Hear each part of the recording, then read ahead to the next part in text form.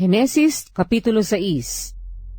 At nangyari, nang magpasimula na dumami ang mga tao sa balat ng lupa at mga kaanak ng mga babae, na nakita ng mga anak ng Diyos na magaganda ang mga anak na babae ng mga tao, at sila'y nangagsikuha ng kani-kanyang asawa sa lahat ng kanilang pinili.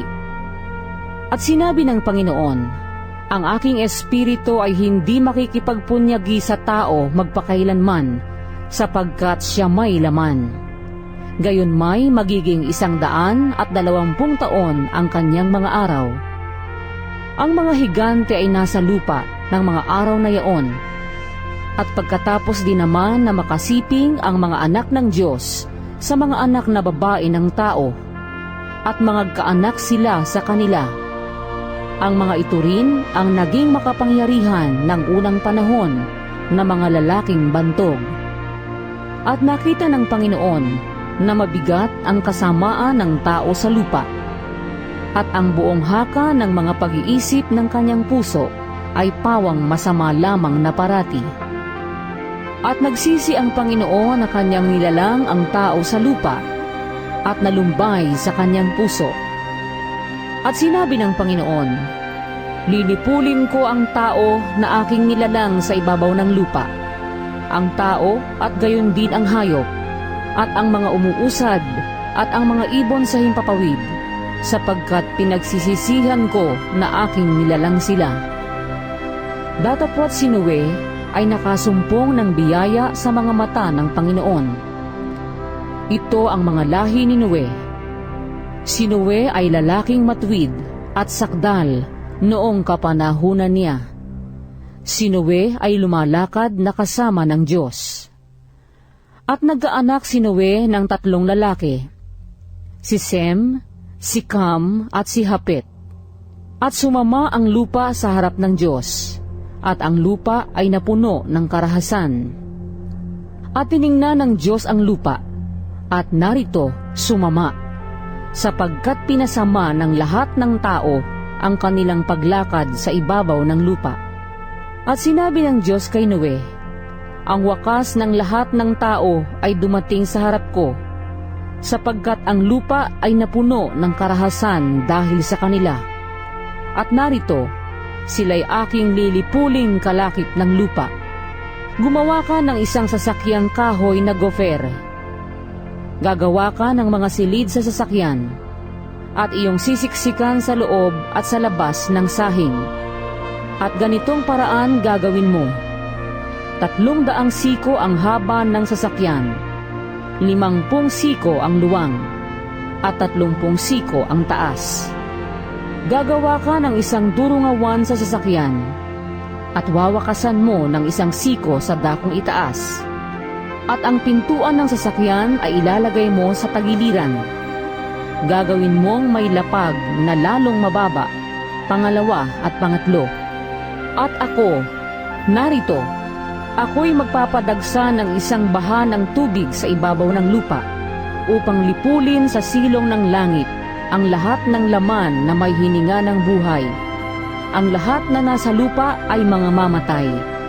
Datapwat pagtitibagin ko ang aking tipan sa iyo, at ikaw ay lululan sa sasakyan, ikaw at ang iyong mga anak na lalaki, at ang iyong asawa, at ang mga asawa ng iyong mga anak na kasama mo. At sa bawat nangabubuhay sa lahat ng laman, ay maglululan ka sa loob ng sasakyan ng 2 sa bawat uri, upang maingatan silang buhay na kasama mo. Lalaki at babae ang kinakailangan. Sa mga ibon, ayon sa kani-kanilang uri, at sa mga hayop, ayon sa kani-kanilang uri. Sa bawat nagsisiusad, ayon sa kani-kanilang uri. 2 sa bawat uri ay sasama mo sa iyo, upang maingatan silang buhay. At magbaon ka ng lahat na pagkain na kinakain, at imbakin mo sa iyo, at magiging pagkain mo at nila. Gayon ginawa ni Noe, ayon sa lahat na iniutos sa kanya ng Diyos, ay gayon ang ginawa niya. Henesis Kapitulo 7. At sinabi ng Panginoon kay Noe, lumulan ka at ang iyong buong sangbahayan sa sasakyan, sapagkat ikaw ay aking nakitang matuwid sa harap ko sa panahong ito. Sa bawat malinis na hayop ay kukuha ka ng tigpipito ng lalaki at ng kaniyang babae. At sa mga hayop na hindi malinis ay 2 ng lalaki at ng kaniyang babae. Gayon din naman sa mga ibon sa himpapawid, tigpipito ng lalaki at ng babae, upang ingatang binhing buhay sa ibabaw ng buong lupa. Sapagkat 7 araw pa, at pauulanan ko na ang ibabaw ng lupa ng 40 araw at 40 gabi.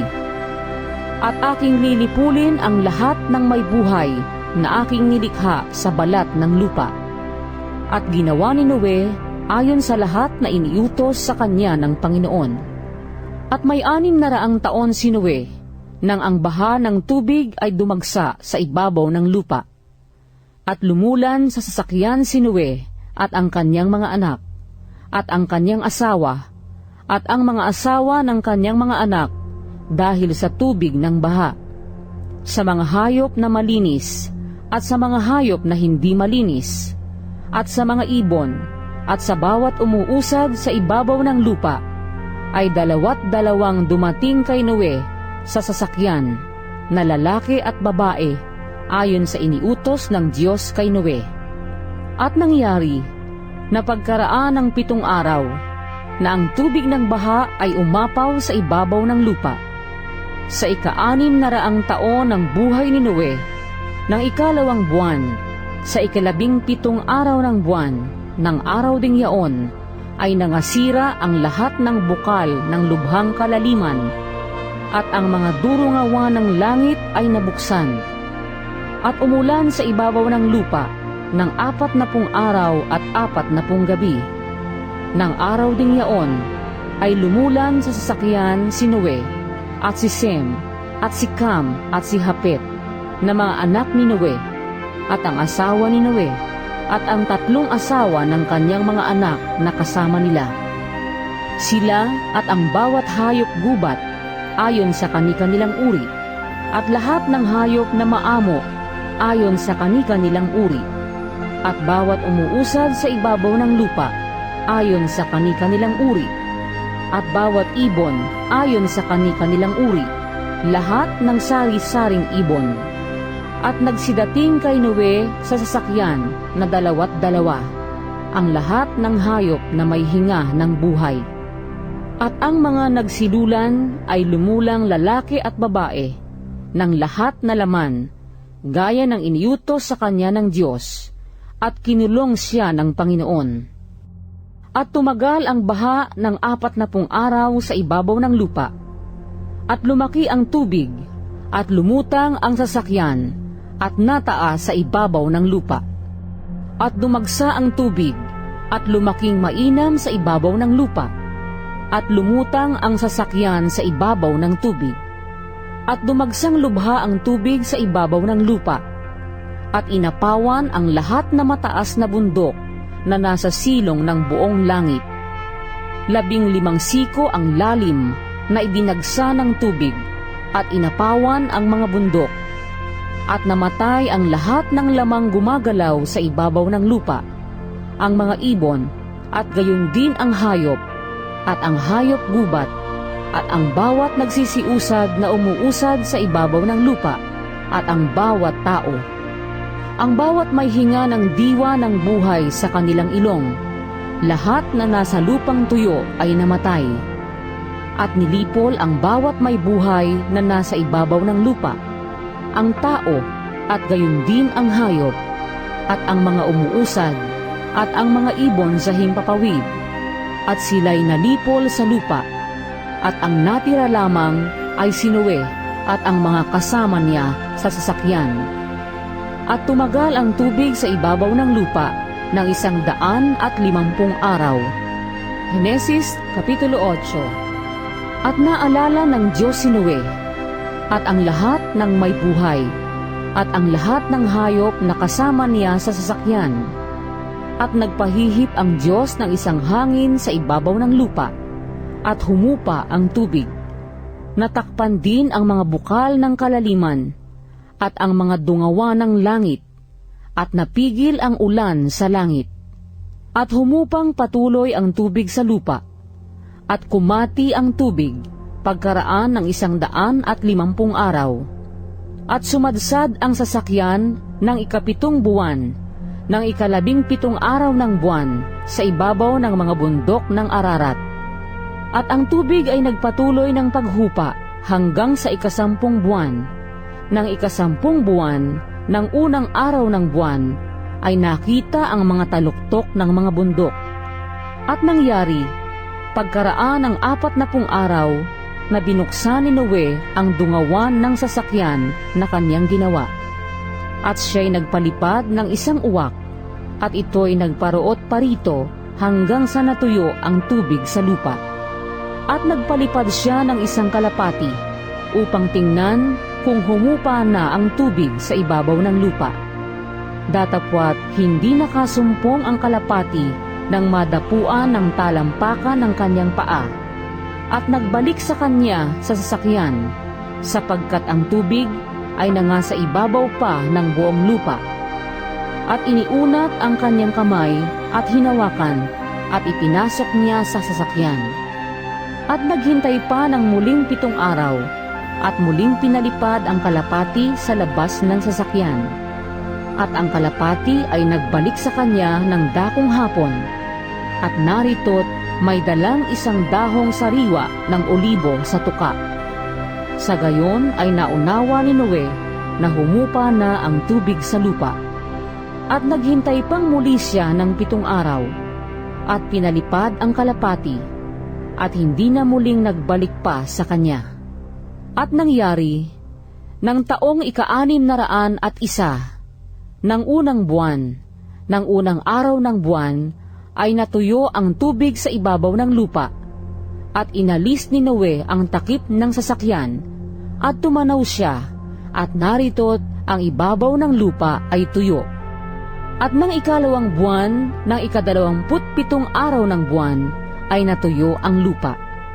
At nagsalita ang Diyos kay Noe na sinasabi, "Lumunsad ka sa sasakyan, ikaw at ang iyong asawa, at ang iyong mga anak, at ang mga asawa ng iyong mga anak na kasama mo. Ilabas mong kasama mo ang bawat may buhay na kasama mo sa lahat ng laman, ang mga ibon, at ang mga hayop, at ang bawat nagsisiusad na umuusad sa ibabaw ng lupa, upang magsipanganak ng sagana sa lupa, at magpalaanakin, at magsidami sa ibabaw ng lupa." At lumunsad si Noe, at ang kanyang mga anak, at ang kanyang asawa, at ang mga asawa ng kanyang mga anak na kasama niya, ang bawat hayop, bawat umuusad, at bawat ibon, anumang gumagalaw sa ibabaw ng lupa, ayon sa kanikanyang angkan, ay nangagsilunsad sa sasakyan. At ipinagtayo ni Noe ng isang dambana ang Panginoon, at kumuha sa lahat na malinis na hayop, at sa lahat na malinis na ibon, at nag-alay ng mga handog na susunugin sa ibabaw ng dambana. At sinamyo ng Panginoon ang masarap na amoy, at nagsabi ang Panginoon sa sarili, "Hindi ko na muling susumpain ang lupa dahil sa tao, sapagkat ang haka ng puso ng tao ay masama mula sa kaniyang pagkabata. Ni hindi ko na muling lilipulin pa ang lahat na nabubuhay na gaya ng aking ginawa. Samantalang ang lupa ay lumalagi, ay hindi maglilikat ang paghahasik at pag-aani, at ang lamig at init, at ang tag-araw at tag-ginaw, at ang araw at gabi." Henesis Kapitulo 9. At binasbasa ng Diyos si Noe at ang kanyang mga anak, at sa kanila'y sinabi, "Kayo'y magpalaanakin at magpakarami, at inyong kalatan ang lupa. At ang takot sa inyo at sindak sa inyo ay mapapasa bawat hayop sa lupa, at sa bawat ibon sa himpapawid, lahat ng umuusad sa lupa, at lahat ng isda sa dagat ay ibinibigay sa inyong kamay. Bawat gumagalaw na nabubuhay ay magiging pagkain ninyo, gaya ng mga sariwang pananim na lahat ay ibinibigay ko sa inyo. Ngunit ang lamang may buhay na siyanyang dugo ay huwag ninyong kakanin. At tunay na hihingan ko ng sulit ang inyong dugo, ang dugo ng inyong mga buhay. Sa kamay ng bawat ganid ay hihingan ko ng sulit. At sa kamay ng tao, sa kamay ng bawat kapatid ng tao, ay hihingan ko ng sulit ang buhay ng tao. Ang magbubo ng dugo ng tao, sa pamamagitan ng tao, ay mabububo ang kanyang dugo, sapagkat sa larawan ng Diyos nilalang ang tao. At kayo'y magpalaanakin at magpakarami, magsilago kayo ng sagana sa lupa, at kayo'y magsidami riyan.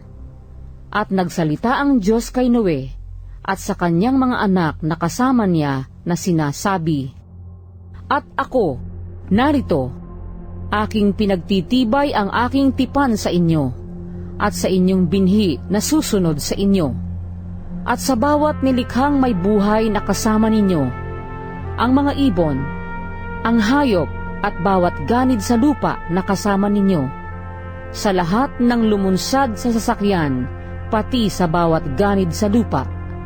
At aking pagtitibayin ang aking tipan sa inyo, ni hindi ko nalilipulin ang lahat ng laman sa pamamagitan ng tubig ng baha, ni hindi na magkakaroon pa ng bahang gigiba ng lupa. At sinabi ng Diyos, ito ang tanda ng tipang ginawa ko sa inyo, at sa bawat kinapal na may buhay na kasama ninyo sa buong panahon. Ang aking bahaghari ay inilalagay ko sa alapaap, at siyang magiging tanda ng tipan ko at ng lupa. At mangyayari, pagka ako'y magbababa ng isang alapaap sa ibabaw ng lupa, na makikita ang bahaghari sa alapaap, at aalalahanin ko ang aking tipan, na inilagda ko sa akin at sa inyo, at sa bawat kinapal na may buhay sa lahat ng laman, at ang tubig ay hindi na magiging bahang lilipol ng lahat ng laman. At ang bahaghari ay pasa sa alapaap, at aking mamasdan, upang aking maalaala ang walang hanggang tipan ng Diyos, at ng bawat kinapal na may buhay sa lahat ng lamang nasa ibabaw ng lupa. At sinabi ng Diyos kay Noe, ito ang tanda ng tipang inilagda ko sa akin at sa lahat ng laman na nasa ibabaw ng lupa. At ang mga anak ni Noe na nagsilunsad sa sasakyan ay si Sem at si Cam at si Hapet. At si Cam ay siyang ama ni Kanaan. Ang tatlong ito ay mga anak ni Noe, at sa mga ito'y nakalatan ang buong lupa. At nagpasimula si Noe na maging mangbubukid, at naglagay ng isang ubasan, at uminom ng alak at nalango, at siya'y nahubaran sa loob ng kanyang tolda. At si Cam na ama ni Kanaan ay nakakita ng kahubaran ng kanyang ama, at isinaysay sa kanyang dalawang kapatid na nangasa labas. At kumuha si Sem at si Hapet ng isang balabal, at isinabalikat nilang dalawa, at lumakad ng paurong, at tinakpan ang kahubaran ng kanilang ama. At ang mukha nila ay patalikod, at hindi nila nakita ang kahubaran ng kanilang ama. At nagising si Noe sa kanyang pagkalango sa alak, at naalaman ang ginawa sa kanya ng kanyang bunsong anak. At sinabi, sumpain si Kanaan, siya'y magiging alipin ng mga alipin sa kanyang mga kapatid.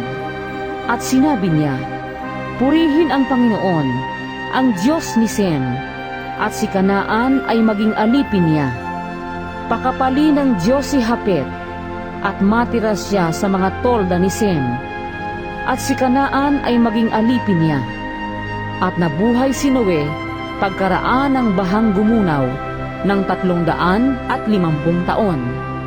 At ang lahat ng naging araw ni Noe ay 950 taon at namatay. Henesis Kapitulo 10.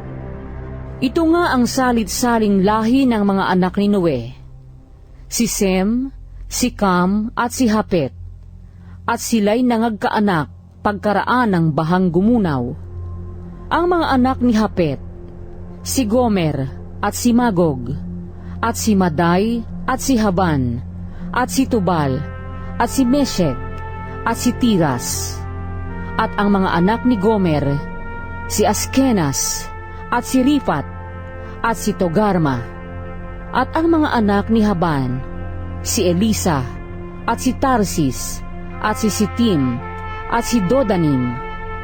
Sa mga ito nangabahagi ang mga pulo ng mga bansa sa kanilang mga lupain, na bawat isa'y ayon sa kani-kanyang wika, ayon sa kani-kanilang angkan, sa kani-kanilang bansa. At ang mga anak ni Cam, si Cush, at si Mizraim, at si Put, at si Kanaan. At ang mga anak ni Cush, si Seba, at si Havila, at si Sabta, at si Raama, at si Sabtek. At ang mga anak ni Raama, si Sheba, at si Dedan. At naging anak ni Cush si Nimrod. Siya'y nagpasimulang maging makapangyarihan sa lupa. Siya'y makapangyarihang mangangaso sa harap ng Panginoon. Kaya't karaniwang sabihin, gaya ni Nimrod, na makapangyarihang mangangaso sa harap ng Panginoon. At ang pinagsimulan ng kanyang kaharian ay ang Babel, at ang Erek, at ang Akad, at ang Kalne sa lupain ng Shinar. Buhat sa lupaing yaon ay napasa Assyria, at itinayo ang Ninibe, at ang Rehobotir, at ang Kala, at ang Resen sa pagitan ng Ninibe at ng Kala, na siyang malaking bayan. At naging anak ni Mizraim si Ludim, at si Anamim, at si Lehabim, at si Naptuhim, at si Patrusim, at si Kasluim, na siyang pinagbuhatan ng mga Filisteo, at ang Kaptorim.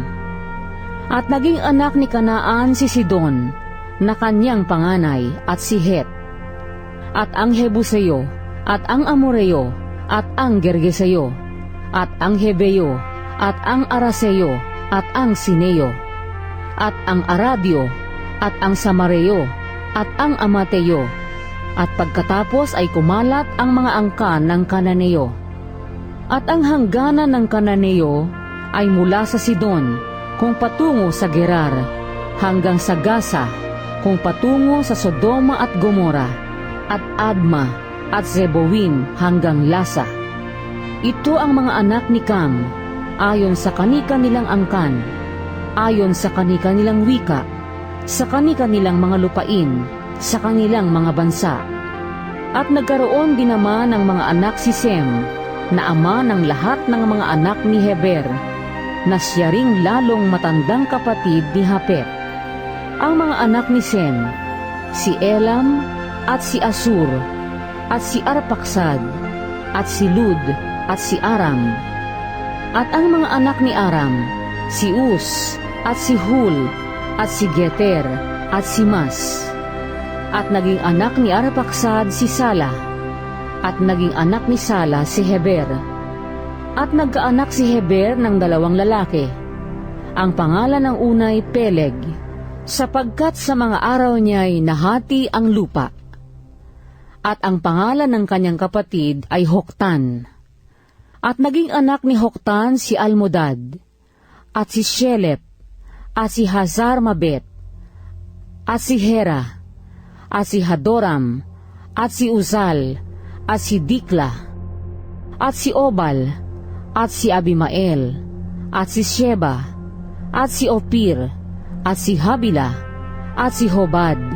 Lahat ng ito ay mga naging anak ni Hoktan. At ang naging tahanan nila ay mula sa Mesa, kung patungo sa Separ, na siyang bundok sa silanganan. Ito ang mga anak ni Sem, ayon sa kani-kanilang angkan, ayon sa kani-kanilang wika, sa kani-kanilang lupain, ayon sa kani-kanilang bansa. Ito ang mga angkan ng mga anak ni Noe, ayon sa kani-kanilang lahi, sa kani-kanilang bansa, at sa mga ito nangabahagi ang mga bansa, pagkatapos ng bahang gumunaw.